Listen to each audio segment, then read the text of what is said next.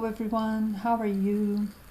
Let's continue our lessons for Unit 1 do Currículo em Ação, ok? Como é que vocês estão? Espero que estejam bem. Vamos começar? Lembretes importantes. Nono ano, um dicionário é essencial, tá? Então tenha um à mão ou use esse que a gente tem gratuitamente disponibilizado no site da UOL. Assista as aulas na íntegra, tá? A primeira coisa que eu geralmente faço na aula é explicar a gramática, explicar o vocabulário que vai ser testado e depois a gente faz as atividades juntos. E lembre sempre, né, de procurar aí o seu cognato na hora de fazer os exercícios para a gente ter mais facilidade, ok? Então vamos lá para Lesson 3 da Unit 1. É uma lição curtinha, tá? Nós não vamos ver o texto hoje, nós vamos deixar ele para depois. Então, vamos lá.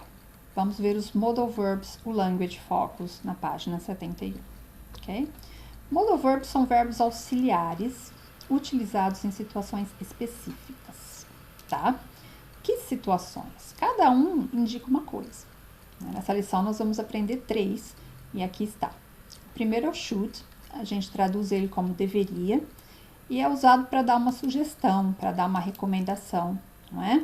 Algo que seria o certo fazer, mas que não é obrigação, né? Então, olha a nossa frase como é que fica. You should study more. A minha estrutura é o sujeito, o modal e o verbo na forma base. Forma base é a mesma coisa que no infinitivo, tá, pessoal? São dois termos para indicar a mesma coisa. Como ele é auxiliar, eu não preciso de nada para fazer uma negativa. Eu só acrescento not depois dele, não é? E aqui eu coloquei o shouldn't, que é uma abreviação de should not. Próximo. Should I stay or should I go? Isso é uma question, não é?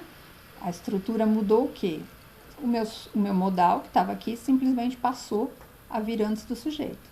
Modal, sujeito, ação. Modal, sujeito, ação. Ok?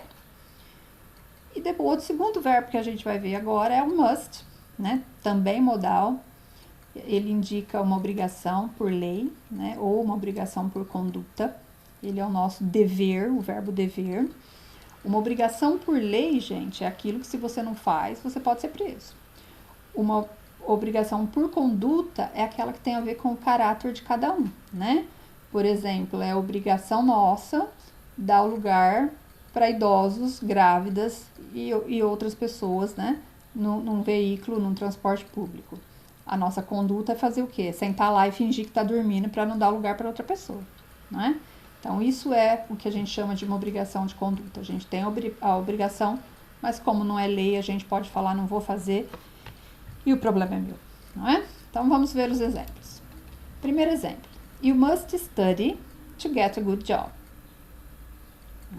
Olha lá a estrutura. Meu sujeito, o modal e a forma base. Você deve estudar para conseguir um bom emprego.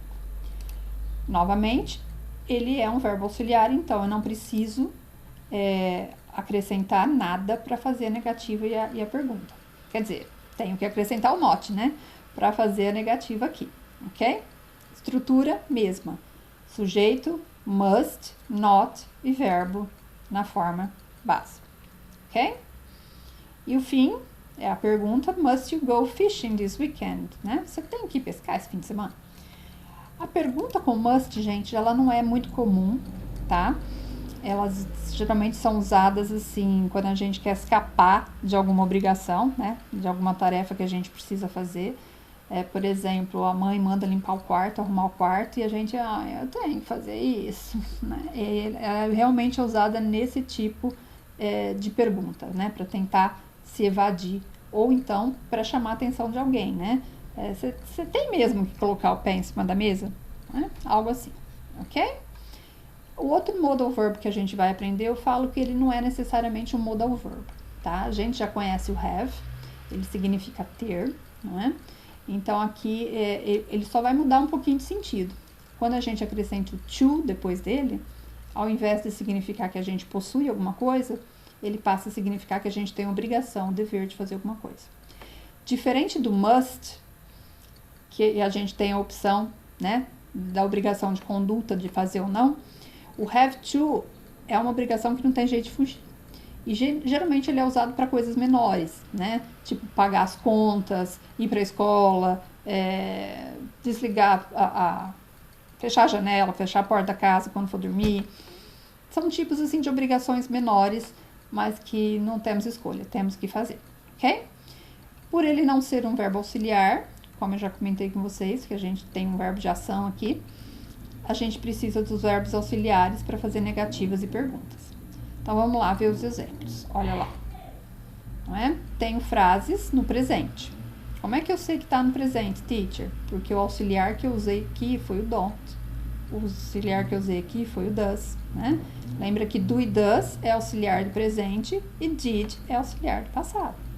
Qual é a minha estrutura aqui? Qual é a minha fórmula? Eu tenho o sujeito, o have to e a forma base do verbo. Mesma coisa como se ele fosse um modal. Na negativa, sujeito, negativa, have to, forma base do verbo. E para fazer a pergunta, a gente só coloca o do aqui na frente, ok? O have to, a gente também tem que se atentar à conjugação, né? O must e o should nunca vai mudar, vai ser eternamente must e should. Mas o have muda. Ok, desculpa, gente, tocou a campainha aqui, eu precisei dar uma pausa, né? Então, vamos retomar essa última informação. O have to não é um modal, né? E ao contrário do should e do must, a gente tem que conjugar quando a gente tem terceira pessoa, ok? Então, o have na terceira pessoa se torna has. Olha lá. She has to finish her homework tonight. Ela tem que terminar a tarefa hoje à noite. Já na negativa, o que é conjugado não é a nossa ação, é o nosso verbo auxiliar. Então, meu don't vira doesn't, olha lá. Mesma coisa na pergunta, o que é conjugado é o nosso verbo auxiliar. O have permanece na forma básica e o does é conjugado na terceira pessoa, ok? Tudo bem até aqui? Então, vamos para as atividades. Vamos lá. Então, aí na página 71 de vocês, nós temos esse exercício aqui, né? Language Focus, tá? Então, vamos ver ele. Copiei aqui, coloquei umas letrinhas maiores para a gente enxergar melhor. Vamos ler o texto. You should feel secure in your own neighborhood. You should feel secure that your city is protecting you and that your neighbors are looking out for you. Ok? Então, nós temos aqui uma frase, duas, né? O que precisamos fazer? O que precisamos fazer com elas para responder as questões? Basicamente, vamos lá, vamos ler as questões. A gente tem que responder qual é o uso do modal, né? Então, o should nessa estrutura é usado para expressar o quê? O que ele expressa? Suggestion or possibility. Ok, essa tá fácil. Você prestou atenção na explicação que eu acabei de dar, é fácil. E na próxima, né? Na letra B aqui, after should, we use the base form or the past form of the main verb. Depois do should a gente usa como verbo. Qual a forma dele? A forma base ou a forma no passado? Ok? Então, vamos lá. Olha aí, quem já fez, acho que vocês todos acertaram, não é? Então, vamos para o próximo. É o exercício que vem logo a seguir, tá? A gente tem basicamente que fazer a mesma coisa, só que aqui nós vamos saber o must, né? Nós vamos procurar o significado do must, né? Ele é, no book one, uma possibility ou uma obligation. O book one é essa figurinha que vocês têm aí, tá? Ah, teacher, mas eu não tô vendo must. É, gente, foi difícil para eu achar também, ó. Ele tá escondidinho aqui embaixo, tá? Então, tá falando assim. What communities must do to raise caring and responsible children and adolescents? O que comunidades devem fazer para criar crianças e adolescentes responsáveis e amorosos? Respeitosos, eu diria, não é? Então, o nosso must aqui ele é o que, pessoal? A possibility or an obligation? Essa tá fácil também. It's an obligation, ok? E no book 2? Book 2 é esse aqui, ó. Não é? Essa daqui tá mais fácil até da gente enxergar. E o uso do have to aqui implica o quê? An ability or an obligation? Olha o nosso cognato para ajudar a gente. Olha lá, o que ele indica para mim? Não é? Ele indica uma obligation, pessoal. O tamanho que eu deixei esse have, para vocês verem o have to. Why we have to stay home? Por que precisamos ficar em casa? Ok? O precisamos aí de uma necessidade para a questão da nossa saúde. Ok? Então, vamos seguir. O próximo exercício está na página 72. Uma observação aqui na folha de resposta que vocês receberam, está marcado que esse exercício é a página 73, mas está errado, tá? Esse exercício está na página 72. Então, vamos lá. Nós temos que completar as frases, né? Com should, have to e must, mais os verbos da caixinha. Então, eu já sei onde é que eu tenho que colocar o should, eu já sei onde é que eu tenho que colocar o have, e eu já sei onde é que eu tenho que colocar o must. Como assim?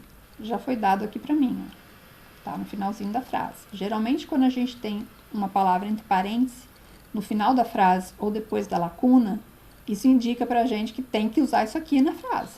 Tá? Às vezes eu preciso colocar um S, às vezes eu preciso colocar no passado, às vezes eu não mexo nada, mas ele tem que aparecer na frase. Se não coloca, já tá errado, ok? Então, nós temos 3 frases aqui.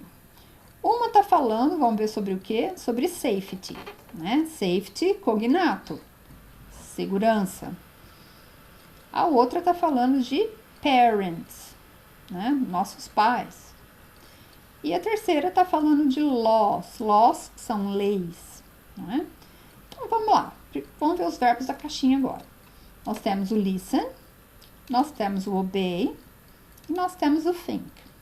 Então, a gente tem que pegar isto daqui, olha lá a nossa forma, né? O nosso modal mais a nossa ação. A gente tem que pegar o nosso modal, colocar aqui, e depois do nosso modal, a gente escolhe o verbo que a gente vai usar, tá? Qual deles a gente vai usar quando o assunto é segurança? A gente vai ouvir a segurança, a gente vai obedecer a segurança, ou a gente vai pensar na segurança?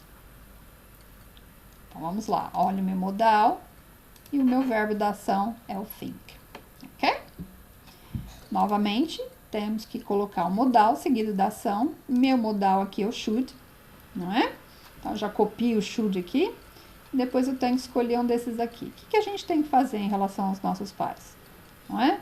A gente tem que ouvir ou a gente tem que obedecer?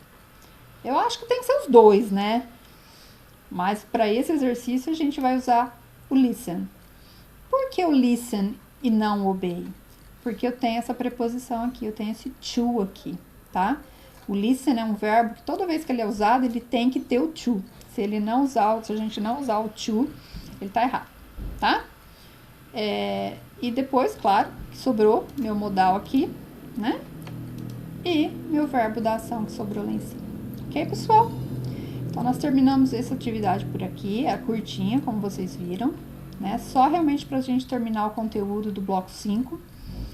E a partir da próxima aula a gente vai trabalhar nas atividades do bloco 6. Ok? Bye bye for now and see you soon.